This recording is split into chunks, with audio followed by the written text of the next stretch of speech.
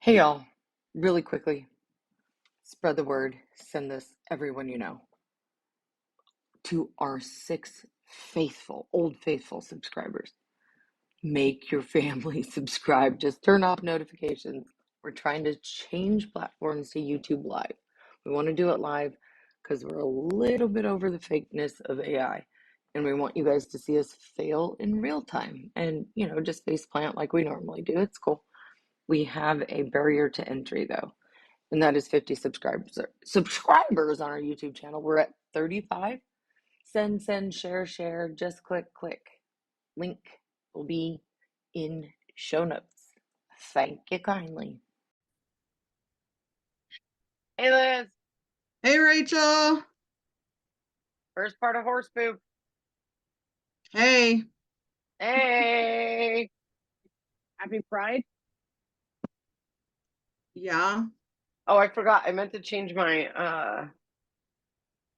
I went to I was gonna change my profile picture. One of my her, Kristen from the Gorge. The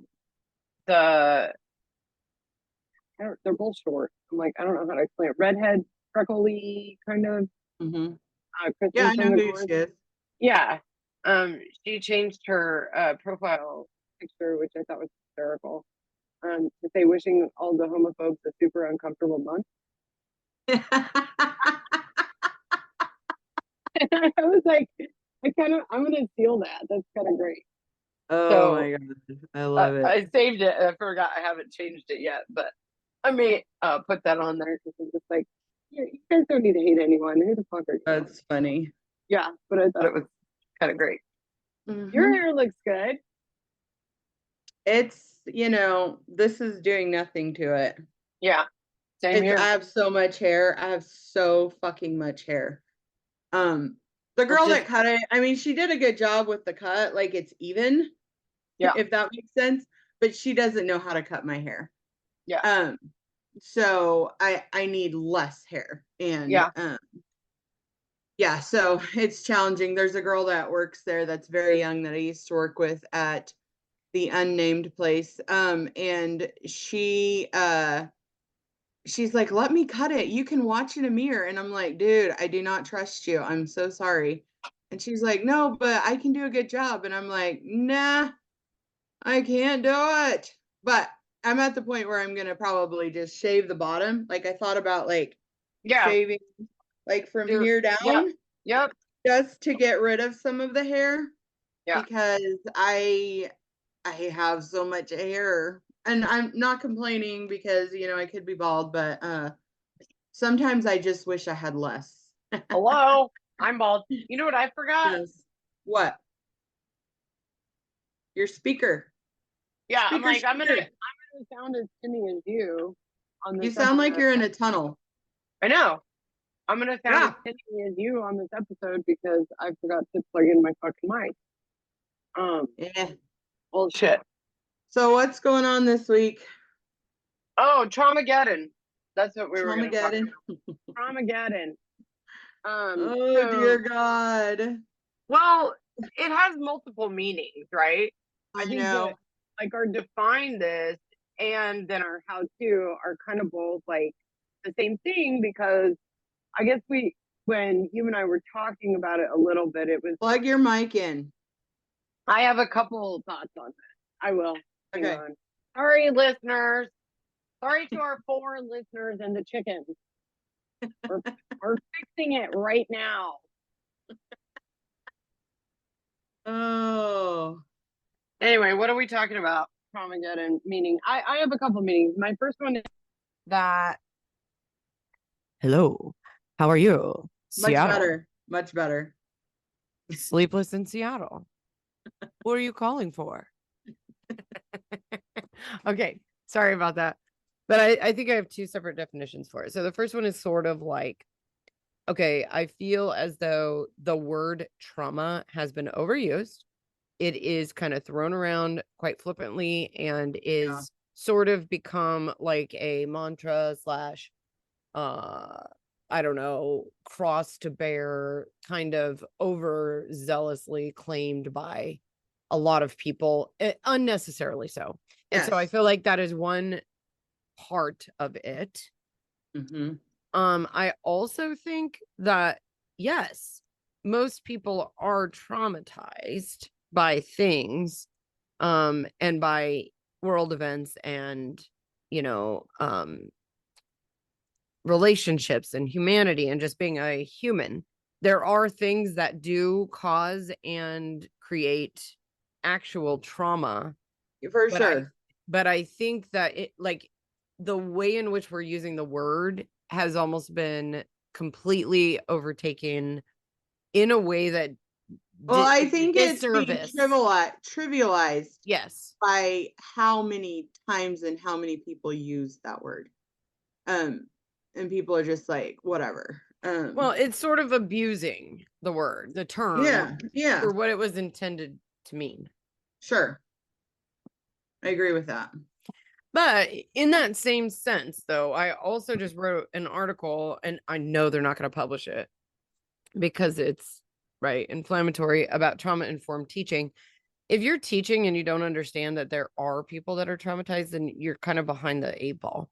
You've missed the assignment entirely, because most young kids are going through their things and they're having a hard time and they're dealing with things that are challenging.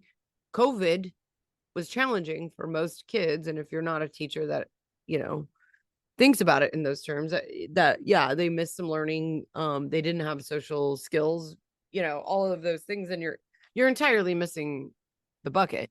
But overusing the term for just challenging times as a human and being an adult and struggling through puberty and all of those things, and saying that that's trauma, is not the thing. I agree with that. So define this. What is trauma? What is Are it? we gonna, I don't know, are we gonna talk about your week? Is your side hustle traumatizing? My side hustle? Which one? What I mean, the truck. Yes. Okay, so I mean, yeah. I mean, it I don't think it was traumatizing, it was exhausting and frustrating. I think that is the correct words for it. So, our food truck, we had to so this is so stupid, but the city or state has decided that every 6 months or so we're going to update some laws on food trucks and make more requirements, which is totally bogus. But now they're making everybody who has a griddle or has any type of oil or anything like that, which I can see having a fire suppression system if you have like fryers, or something like that. Deep frying French Yeah, fries, like deep or frying stuff in your truck, whatever. So I can see that maybe that would be something you would want to do, but we produce minimal grease. I mean, minimal. All we do is heat up our stuff that has been previously cooked. I mean, our eggs and potatoes are rewarmed, which eggs are cooked on the griddle, but eggs don't produce grease. And so no, you have anyway, to but add it it. doesn't matter, neither here nor there. They're making every food truck that cooks anything in the food truck put a fire suppression system in. So we were like, well, shit. So we looked up, called a couple places, 12 grand. I'm like, hell to the no. Well, what are the defining, like, how do they define a fire suppression system? What does that have to mean for a food truck? So Sprinklers, it has to fire be alarm. installed by a professional. You cannot install it yourself. There has to be it has to be a certified fire inspection place that has to install it. And so what's funny about this is you can run propane and not have electrical. a fire suppression system is not going to work unless it's connected to electrical. So it's basically the stupidest rule ever. And the lady from the health department, she's the kindest person. Actually, anytime I have a question, I call her. She's on it. She knows her shit and she knows what the rules are and everything. And she said, I just don't understand this. And she said, they're literally putting out of business Yes. So somebody small at the top, businesses yeah, because somebody at of the these top is got a restaurant and that's food threatened by trucks, it or yes, something. and food There's trucks are hurting so their many business. places. Yeah, that's just the silliest thing because food trucks are mobile. We're going around from place to place.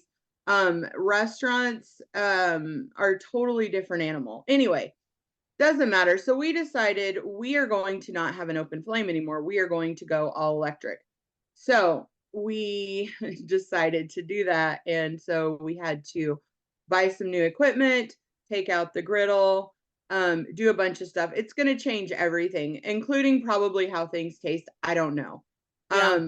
We haven't totally figured all that out yet, but we have to work tomorrow night. So tomorrow night will be our final thing. But I had roommate 3's boyfriend and roommate 2's boyfriend over on Saturday to help us because we got this new fridge and it literally was like 400 pounds. And I was like, I'm not getting that in the food truck with you.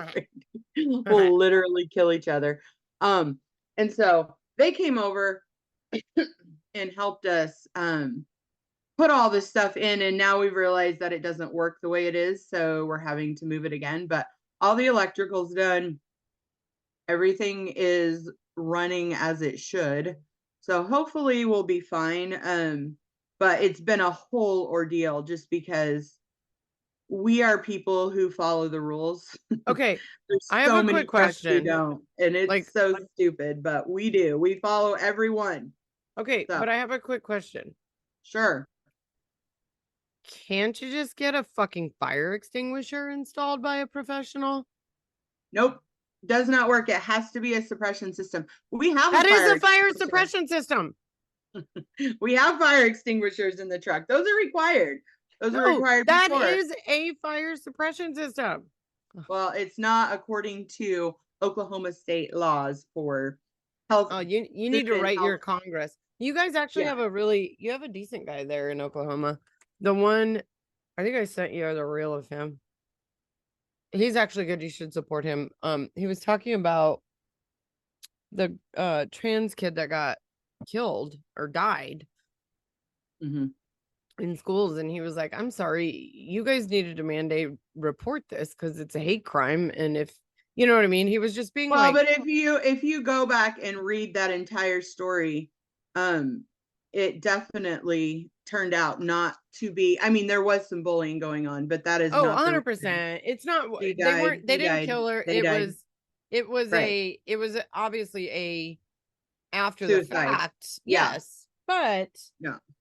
Again, he was just yelling and harping about, well, if it is a hate crime, you have to you're mandated reporter. There were incidents leading up to that that they did not report. That's what he was coming down on them for. And I was like, yes, that should have been well reported in advance. So, there was someone looking out for them.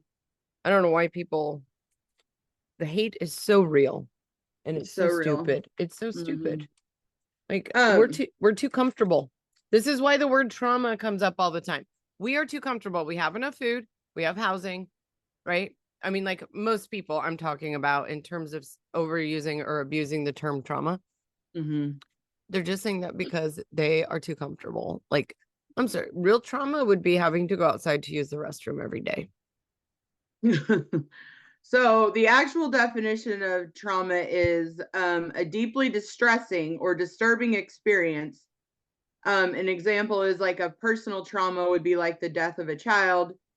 It's emotional shock following a stressful event or physical injury, which may be associated with physical shock and sometimes leads to long-term neurosis. And the event is relived with all the accompanying trauma. So it could be that in medicine, such as a rupture of the diaphragm caused by blunt trauma. So there's trauma to the body, obviously, Sure. other medical things. So there's different, emotional trauma is an experience that makes you feel unsafe or helpless. Mm-hmm. Some trauma can be physical, like such as a car accident or a physical assault. Mm-hmm. But you do not have to sustain a physical injury to experience emotional trauma. Yeah. So there's, it is a very wide, I would say It's broad. It's the broad broad definition. Yes, definition. very broad definition. So I would say we experience trauma growing up. I mean, think to put I it think that's lightly, safe to say. I would like yeah, I mean, well, and it's not just that we say that. Like I've had plenty of therapists, Physical and medical emotional. professionals, Yeah. yes, normal everyday people go, what the fuck, you were that Right. is trauma. So we all can confirm, yes, Can confirm. can confirm. Multiple sources. I didn't just do my own research on this. Yeah, no, it was, well, and I think we both had to come to the realization that we did in fact experience trauma, right? Yeah. It was never talked about at the time. No, I mean, this was not a thing. Nope. So it is relatively new to both of us. And I do feel as though like the abuse or the misuse of the term, the overuse maybe is a better way to say, the overuse of the term does trivialize it. Yes. And it's, let's say, even though it's a broad definition, overusing it minimizes its significance when there actually is trauma. So if you are experience it and you just say that, it kind of minimalizes someone's experience who actually did have post-traumatic stress disorder. Yes. And I think there's good reasons for that too, meaning why the explosion of it has happened in the last, 15, 20 years. But also has autistic diagnosis exploded in the last 15, 20 years. That's because we now know how to identify it. Therefore, we are diagnosing properly. So true. So roommate 1 thinks she's autistic. She has not yet got tested. But she asked me, why didn't we get tested? She get tested for that. Because they didn't. Number one, yeah, I never thought she was autistic, because when we were raising our children, autism was like so far out there. Like, well, it is a spectrum, but yeah, actually, so they've removed a lot of these definitions. So like Asperger's, I'm trying to think of the other one that's really super common. Like Asperger's and like even Tourette's almost, even though that's a specific diagnosis, but a lot of the fringe ones are all umbrellaed under autism now. So you could have autism and have an autism diagnosis and really only have like complex PTSD and ADHD. Does that, and those are specific, but because everything is now being kind of umbrellaed under autistic diagnosis being a general term for like trauma or stress or whatever, right? And it's on a spectrum. Like I could be stressed out when I wake up in the morning because I have a long day, but I could also be stressed out because I was just in a car accident. So the broader definition for autism now kind of encompasses so many basic kind of developmental and emotional and other, disorders, or we could say, learning challenges or disabilities or difficulties. So it kind of is so broad now that it's like, anyone can get it. But it wasn't something that people even thought tested for. A lot of people had any, back then. And there wasn't even testing for it. They didn't even know how to test for it. And so I was like, well, I never, even suspected that you had anything wrong with you, because the people that had autism back whenever the kids were little were like, or that they had diagnosed with it, were like nonverbal, Right. or, the extremes. And Right. so all these symptoms that they're saying now is due to autism is much different than what they Right. said, Right. 20, 25 years ago. So Right. it's just all science changing, and Yeah. not changing, but science Figuring progressing the more studies stuff of all out. these things. Yeah. And I also want to say or add to that when our kids were little, so again, we're talking 20 years ago.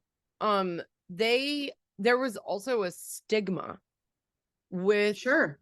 autism diagnosis or learning disability, right? The Yes. terminology that they were using then put a stigma on kids where like special needs was considered, there Or was a even, stigma.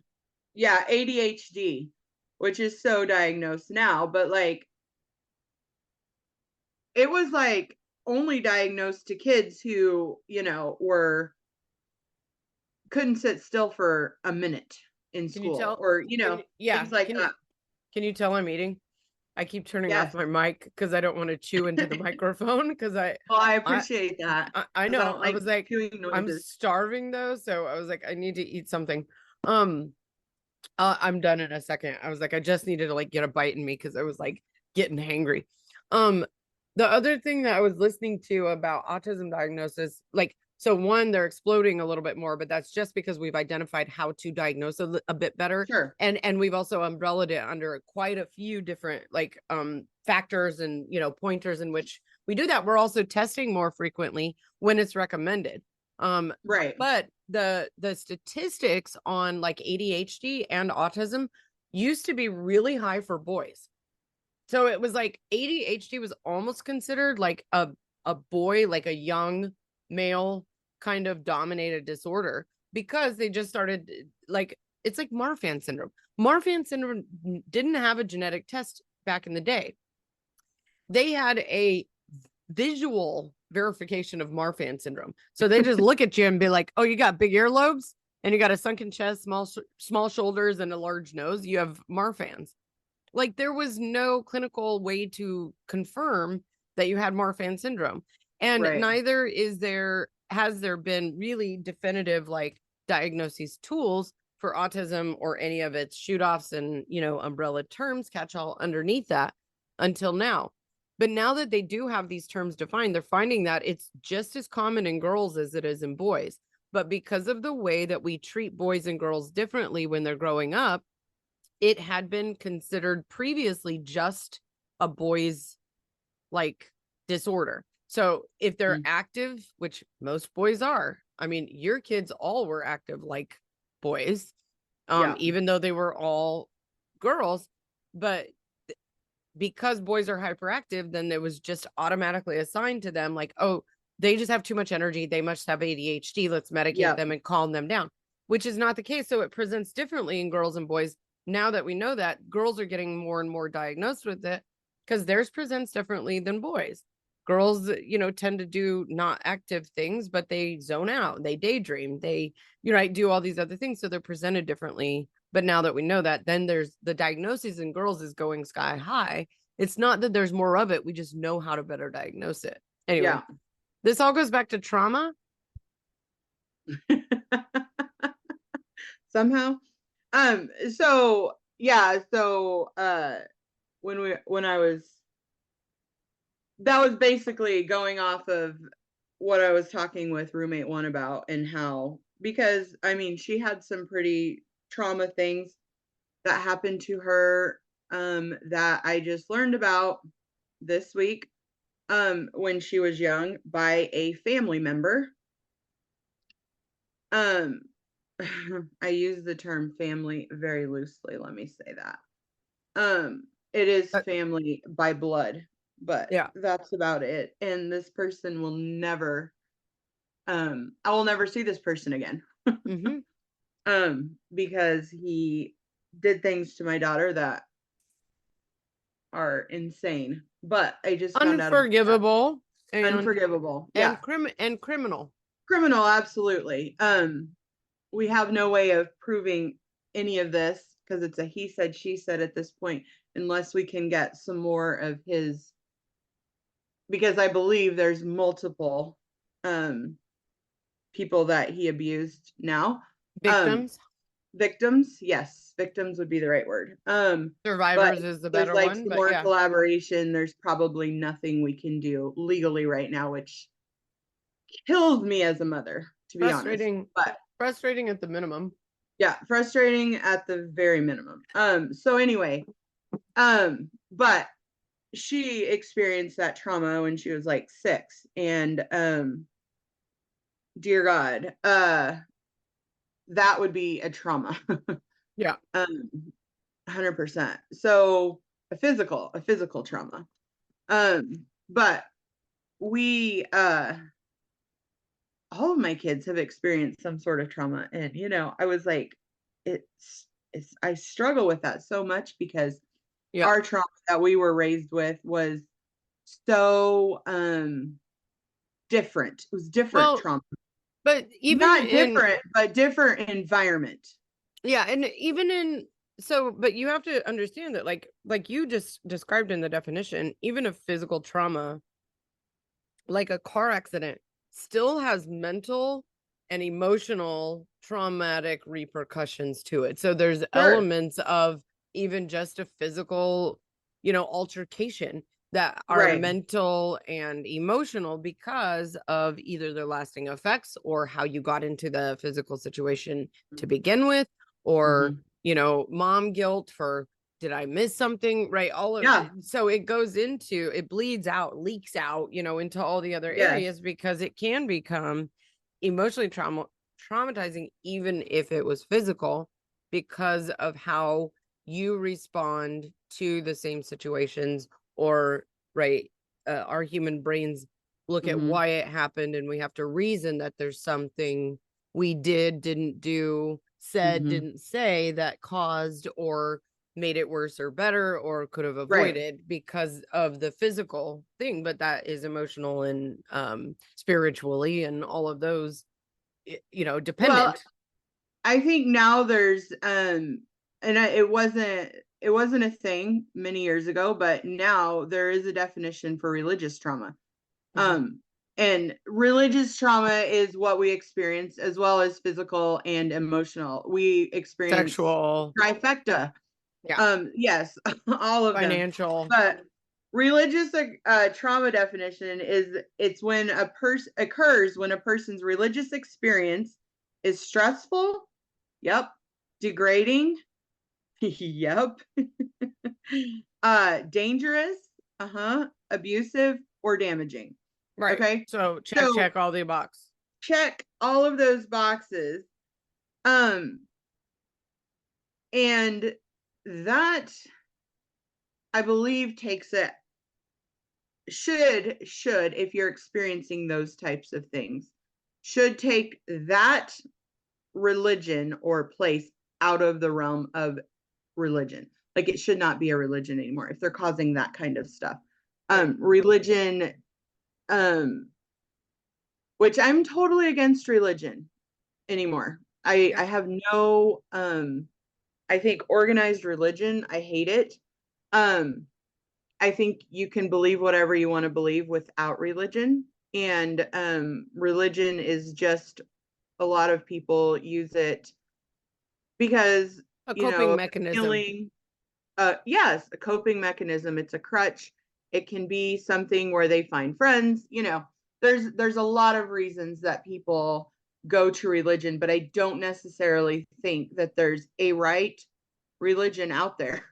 Well, I think about it now, I think from a 20,000 foot viewpoint, as well, some people use food as a coping mechanism to get through their day and to make life more enjoyable for them. Some people use alcohol. Some people use drugs or any kind of other mind-altering substance, or and you can say food is mind-altering substance on many different levels. So people use things to help them through this slow march to death. I'm not ever going to judge anyone for doing any of those things, but Right. you get to make the choices and you get to choose how you do them. But if that, whatever it is, your coping mechanism bleeds over into other areas of your life, harms other people, or impinges on people's individual right to choose what they allow into their lives or not, right, into that choice, then I have a problem with it. And religion often does that. Yeah. It often so bleeds true. over and pushes, well, it's like my friends that have gone sober. You know what? Good for you. Happy. I mean, yes, go for it. If that makes you happy, fucking do it. But don't yell at me about if I have drinks that I'm Sure. doing the wrong thing. And it's the same thing with Right. religion or vegans. Great. You do you. You love veggies, fucking nail it. Go for it. But don't tell me that I shouldn't be eating meat because, right, we only have so much control. And the control we have is, one, the choices we make, and then how we react to other people's choices. Yeah. And that's it. And you shouldn't really have a desire to like reach over and tell someone how they should choose or what they want. Yeah. Because that's not your choice. You can choose how you react to someone doing that, and our reaction is fuck off. Right? I mean, really. Oh. And that goes for religion, like you were saying. Do whatever you need to do to cope. No, if you want religion, that is great and that is your choice. But when you start telling other people they're doing the wrong thing because they're not doing what you're doing, that's when it's a problem. Absolutely. That's Yeah. exactly The what the problem is. same as exactly what you just said. So 100%. So trauma, and I think that gets almost, Liz, you might have nailed it, because that gets almost deeper into like, so then the trauma starts happening, and I'm talking about spiritual, emotional, physical, sexual, right? Psychological, all of that happens when you're not allowed to make a choice and you're forced into a situation, or when you can't, you don't have the resources to make a choice, or when someone takes that choice away from you, and then you're left feeling helpless. The definition you read was feeling helpless, or out of control, right? That was and so trauma occurs at the point at which that choice is taken away from you, and or even if you didn't have it in the first place, like a young child, they really didn't have a choice about that. And it was taken away from them. Well, yeah. Same with us growing up, right? We didn't have a choice. We had to do this. We had to be involved. It wasn't a choice. Right. I think now, if all of the knowledge that I know now versus like if I was in mom's house, I'd have been kicked out at like 11. I know. I mean, it's crazy. I actually that's the nature. Go ahead. No, you actually asked mom last week, when this stuff about my daughter came out within our family, and her therapist. Anyway, I called my mom because, Rachel came out to my mom immediately. No, I didn't. You No, came out. not immediately. Rachel, or my mom, found out about Rachel's situation from me. Yes. But I asked my mom like her reaction, because she had this instant like, we're going to the police, we're doing this. Like, she literally, and I had never seen her, I don't think ever, like take charge or like be so 100% like on board with believing it, number one, and putting the church and the religion aside instantly. She just like was like, we're going for blood instantly, right? Do you think that? No. So I asked her because, dealing with the stuff with my daughter, I Well, said, what was your first reaction? And she goes, oh, he did it. And she said, and like, we were going to like, get some justice. And I was like, okay. I mean, I feel the same way. I know there's not a statute of limitations, on there, that kind of there, stuff. there might be on murder. A statute of limitations? There might be on murder. Is there? Murder? Yeah. No. And that's what I thought. But I'm like, but that's my instant thought was, I can going to I take can a help drive you. I can help you with and getting rid of the body. kill somebody. We can't That really was talk my about first this thought. because That was my first thought. And then of course she if told her dad. Her dad believed it instantly, said, oh my gosh. if shithead we're talking about ever dies, we have to scratch Yes. this from the record. But you know what? I'm sorry. I think that there are several instances in humanity where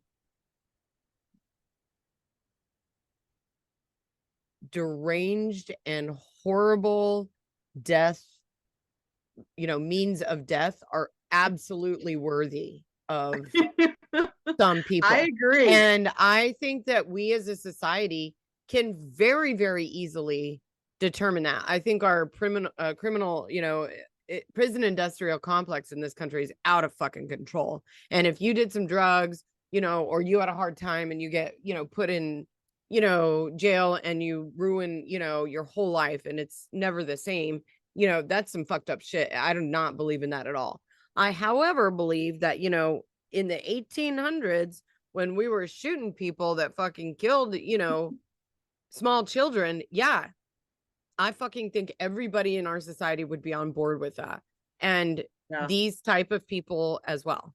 Like that I think sexual predators. Yeah, sexual predators, children. Yeah. I mean, we're talking about children that I get it that and I'm going to get so much flack sent back to me for this, but like we have a sort of a legal limit of an adult definition. It's legal. It's nothing else. It's a legal definition of an adult allowed to make decisions at the age of 18, in some states for like substances like tobacco, firearms, all these things, rent a car, driver's license, all fishing license. And there's different age limits that are legally placed boundaries of where you're a child or not. Sure. Does that mean that anyone who, whoops, I didn't realize you were 17, I'm 19, and oh shit, we had sex, should be criminalized and prosecuted and ruin his life over that, him or her? No, I absolutely think it's circumstantially based. But if you're a, grown adult man, meaning, you're over the age of 25, 30, and you are being a predator on single digit human beings who don't have agency, are not developed enough, to even understand what that term means, then yeah, you should die. You should not absolutely. I mean, at the very least, chemical castration is an option. Just fucking cut the balls off. For females, same thing. If they're predators, and there are female predators, they're much less common, but there are. And there is. Also, that legal 18 age limit should not extend to those with limited mental capacity. If you are mentally for sure not 18, even though you're legally 18, you can still be predator, you can still have a predator come after you, and that is still as bad as doing absolutely. It to 5 or 4 Absolutely. Because they are not of the mental capacity to be able to make those decisions for themselves. That's really what the the legalese of it is, fucking bullshit. Because I think as a society, there's other than the predators themselves, hardly anyone who would disagree with a fucking shooting squad for someone who, you know, touches a 6-year-old child, period. And I think there'd be plenty of fucking people that would do that. And I think most of our society would be absolutely fine with that. And I also think that most of our society would be fine. Well, the problem with these people is they're going to do it Which again. ones? Oh, absolutely. It's a behavior. It's a sickness in their head. Yeah. That cannot be cured. It's just like mental illness. It is exactly the same thing. Yeah. And you're only going to fix it. Again, there's chemical castration.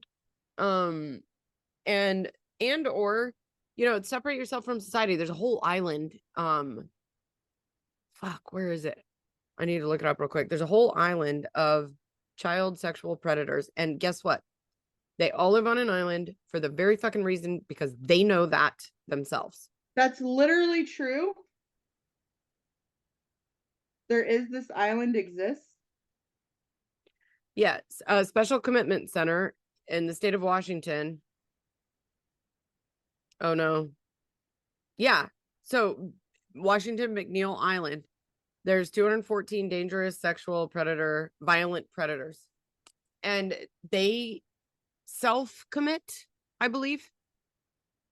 Okay. It's a facility, but I believe that it's a special commitment. So they have to put them in there. Like they have to put themselves in. They're like, I need to be there because otherwise I will sexually violently. Oh my God. Yep. And it is a whole entire thing. So they know. Yeah. They fucking know. Mm-hmm. Right? And it's just like ours, you know, we're gonna like protect a fucking fetus. Yeah. But we're not. But not our own. But we're not gonna protect that are actual human beings. Yeah. And I have a new name for one of the Supreme Court justices. It's uterus acito, because he can't control his wife's uterus, so he's gonna try and control every other woman in the fucking country's uterus. Uterus acito, fucking asshole. But yeah, that is mind blowing. That we will put more laws in place to protect an unborn tissue inside of a full-grown woman's body, but we will not protect anything after it comes out of her womb, because then it's so mind-blowing. It's mind-blowing. Yeah. I 100%. So trauma. Back to our topic. Oh, by the way, you have to do this all has to do with trauma. It's all trauma. You have to do a sign off today. But yeah, okay, we should wrap up the topic for a minute here, but then we have to do our wins and fails and also your sign off, which I'm looking forward to. Mm-hmm. You have one, right? Did you let Randy do it? No, I don't have one. What? I don't have one. Okay, I'm gonna text you on.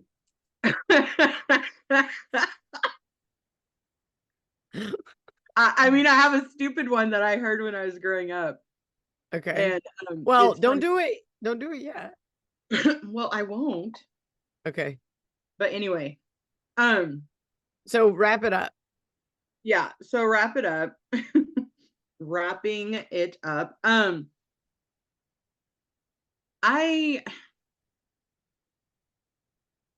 I think the best thing to do if you have experienced trauma, so that's where we need to go from there, is you need to not isolate yourself.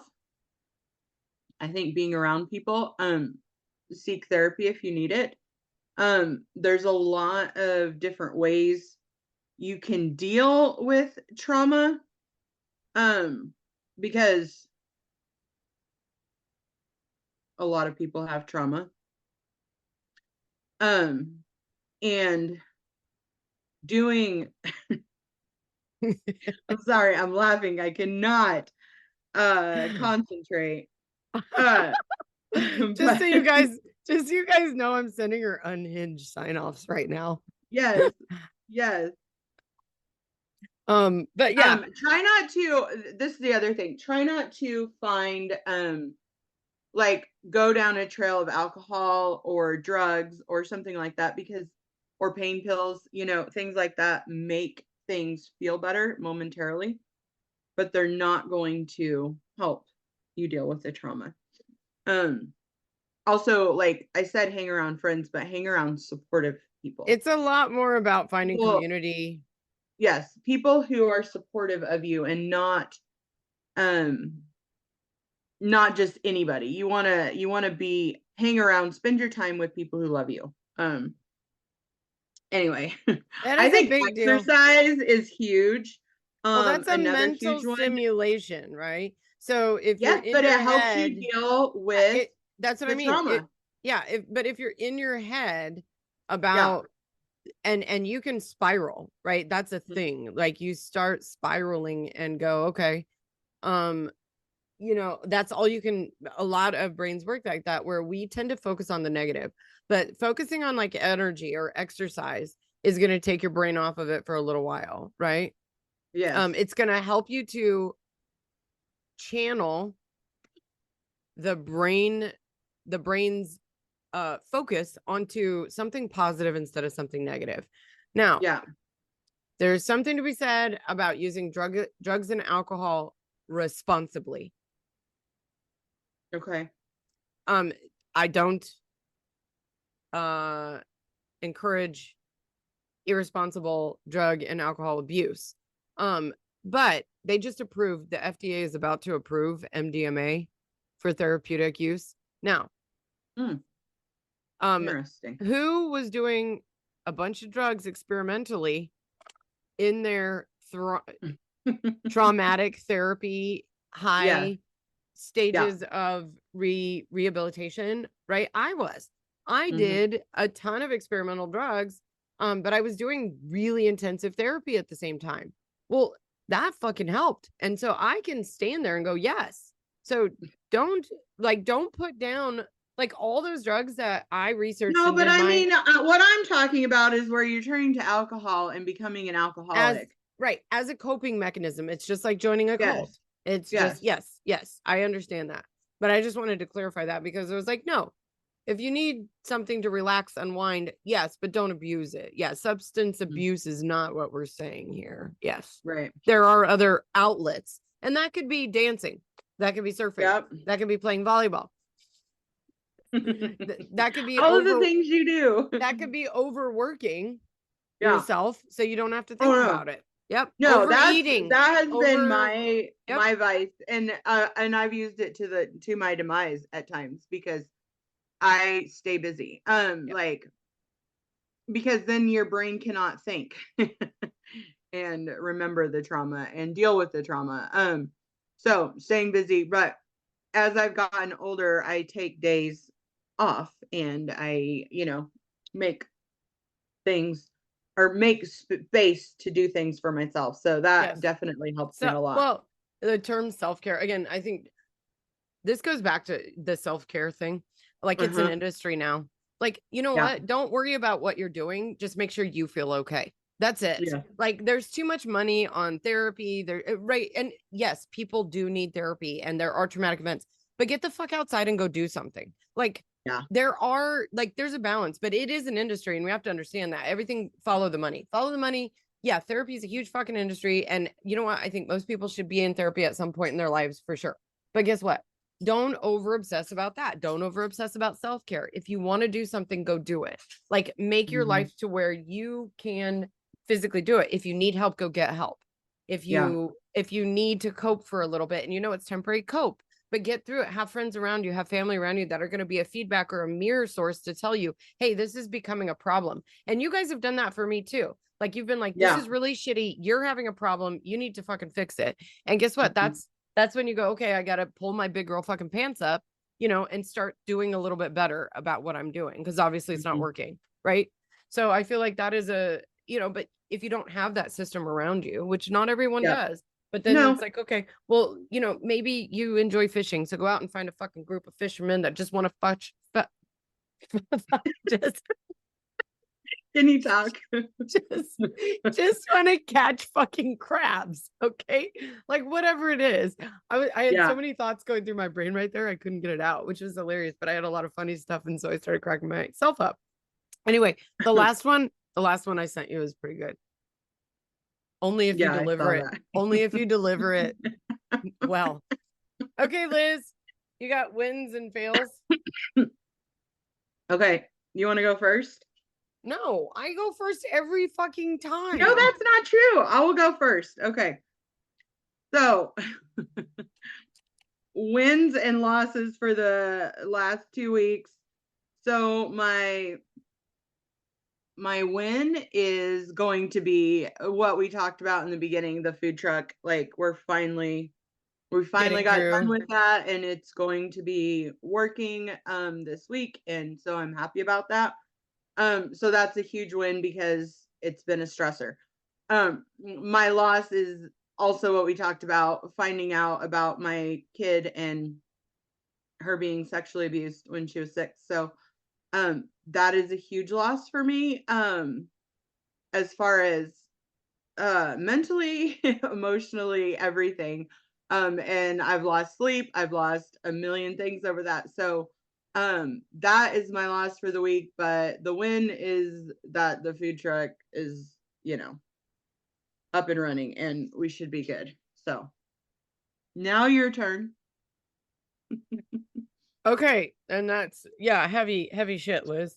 I know. It's a big thing because it's the fucked up thing is that it's not our first rodeo, and I know that is fucked up. It is fucked intrinsically up. That is fucked up. Yeah. The also even maybe potentially more fucked up is that we know how to deal with it to some degree, right? Like because it's exposure therapy, which is fucked up again. Like that, right. It's not the first time it's happened. We've gone through this before. We know, the journey. We know the fucking pain. We know the heartache. We know the loss. We know all of that. But so, and that's all fucked up. All of it. It's all fucked up. It's all fucked up. Okay. So, well, let's start with a loss. I had a tough week too, I guess. I'm always, let's see. I guess my loss is the way that we as a society are sort of giving a big, huge, we don't fucking care. Like, social media in general, and it's not people you talk to, but I do feel it's really, really specific to the online spaces. Yeah. People are just angry, rage-filled, horrible, awful, hateful human beings. Now, when I go out, I don't experience that in face-to-face interactions for the most part. Most of my face-to-face interactions are really positive. I was driving to a partner's house yesterday, and we chatted for a little bit, but then I pulled up beside this car, and this woman in the car next to me, and I think she had kids or someone in the back seat. It's unclear. Anyway, she had this like long, like really curly hair, and then she had like, and I could just see it through the back of her window because she had tinted windows. But when I pulled up next to her, she had like green, purple, pink, like all these like unicorn fucking beautiful like sprouts coming out like in bright different colors on this huge, massive, beautiful, curly, long hair. And I pulled up to her, and we got stopped at a light together. And I just rolled down my window and got her attention. And I was like, your hair is fucking phenomenal. It's the best thing I've seen all day. Like, that is amazing. You just made my day. And she was like so excited and happy to like hear that as a compliment because like I made her day. But I was like, that made my day. Like just seeing that, I was like, you go get your badass girl self. Like, that's amazing. So like the face-to-face interactions, that I have with people like on a day-to-day basis are almost always positive and, Mhm. you know, uplifting, and people treat each other so much nicer when they're face to face with each other and Face they to have to face. see them. But I feel as though like the media environment, you know, the overhype and sensationalization of all these, you know, events, and everybody's got to put in their 2 cents, and I give a shit about this and that. And it's just like, guys, that is not the world I want to live in. And I feel like my loss is that where I've incrementally found myself less and less online or giving a shit about anything that does happen there. Like, I love the Instagram in the morning. I just throw off a ton of them because it makes me laugh and it's silly. But the second it gets like hateful and angry and, you know, shitty, I'm off, because I just don't have bandwidth for that anymore. Yeah. I prefer like individual one-on-one conversations. Let's talk about it. If we disagree, then let's just have a civil conversation, you know, and talk Mhm. about it rather than this back and forth bullshit that happens online. So that's my loss. And I do think I do have a little bit of hope about that. Like, I think the younger generation is picking up on that. Like roommate fours, she's not online very much at all. I think she does Snapchat, you know, and a couple things here and there, but she's not like uh virally and debilitatingly online all the time. And I Mhm. think that's a good thing. And I think even her and younger are starting to pick up on that, which I really appreciate, Yeah. because I'm like, yeah, it's just it's violent and it's horrifying the way Yeah. people treat each other. And it's, Sure. you know, anyway, that's my loss. The win is certainly going to be our justice system, because, you know, rule of law, I think, was broken, and I think that if you break law, that you should be punished for it. And I think that our justice system held up in all the right ways, as it should. I don't think anyone's above the law, and I think that if you do commit crimes, and particularly in this instance, which nobody's talking about it now, but it was election fraud. If you commit election fraud, then you should not be able to be voted into a presidency. And that's just plain and simple. If it were reversed, this would have never happened. So I think, again, there is being special treatment here, and it's going, you know, in uh the perpetrator here's the convicted felons. Well, being convicted of that many felonies. I'm not going to say convicted felon, because I don't think that that's correct. I think we should say being convicted of 34 counts, and being convicted for those should make you ineligible to run the nation on whose laws you've said you're going to uphold. So I think that that's my win for this week. And you know what? Yeah, if you break a law, you should pay the crime, or, you know, do the crime, do the time. So I think that that's a win, in that our justice system did its job, and that's putting it mildly. I think there were some mistakes and stuff, but you know what? It was a jury conviction, and Mhm. those were people who sat there in the courtroom and listened to the testimony. I wasn't there. Hardly anyone else I know was there the whole time, you know, so I'm sorry, they heard it. They came to their own, you know, judgment of that, and that's how, you know, we should convict all the pedophiles too. Anyway, so did We should have you harsher punishments for them, though, for sure. Yeah, absolutely. Again, Yeah. firing squad. I'm like, I know plenty of people. Oh, there was a show this week. I'm gonna send it to you, because I don't want to say the name online or on air. It it's fascinating, and I think like you and I will totally get it. It's kind of hard to watch. It's really weird, but it's the most interesting thing I've absolutely seen on like television in a long time, and it's a series, episodic. But this guy goes around New York, and it started in one way, but now it kind of has been like guided in a different direction. But anyway, he just randomly ran into this guy, and this guy actually baits sexual predators online, and then goes to meet up with them with his evidence of like, I'm underage. He's saying I'm underage. He's not. This is Dexter, my dear. No. It's not. It's not. It's not? No, Okay. it's a totally different thing. Absolutely, Okay. totally different. And he goes, and Is then it a documentary or a show? nope. This is just a little sliver of the show. Okay. Okay. So he randomly meets this guy, and that's what the guy does, is he like baits out these sexual predators, and then he'll go there, call the cops, and the cops show up and arrest the guy because they're Okay, like, cool. here's what he tried to do. Yeah. Anyway, it's not that show. It's not any of the Okay. shows. It's totally different. It's off the wall. That's why I was like, you might actually dig it because it's all over the place. It's kind Yeah, of gotcha. unhinged. I'll send it to you. Okay. Anyway. All right. Did you figure out what sign off you're going to use? I did. Okay. Well, you have to deliver it with the theater of a well-trained, performance artist. So, Yep. okay. All right. Well, all right. So find Liz us is- on Sisters Declassified. Our social media sucks because we both aren't on it enough.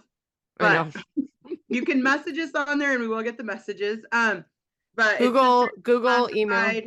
Google email is sistersdeclassified@gmail.com. Gmail. Email us and let us know your thoughts, or if you have anything you would like us to talk about. We'd love to hear from you. Or if you want to know anything about us, like ask us a question, something that we haven't told you about. We're not going to give away the whole freaking kitchen sink, but if you have something you want, a burning question you want to know, and I know there's some listeners that might have some. Yeah, email us questions. We'd love it. Yeah. We would love it. Yeah. All righty. Are we ready for it? We're ready. Have the day you deserve.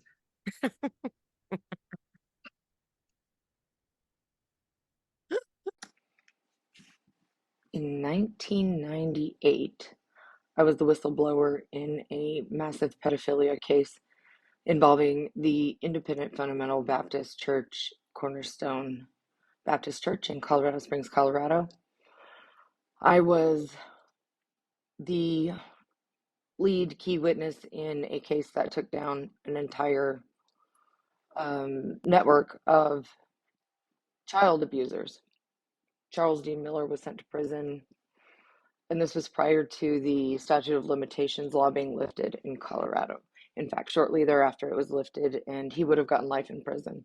My sister and I wrote a book about what it was like growing up in the cult. We're looking for publishers. We are going to self-publish, but we need your help. If you know of anyone, hit us up. Contact info is in the show notes. Thank you kindly.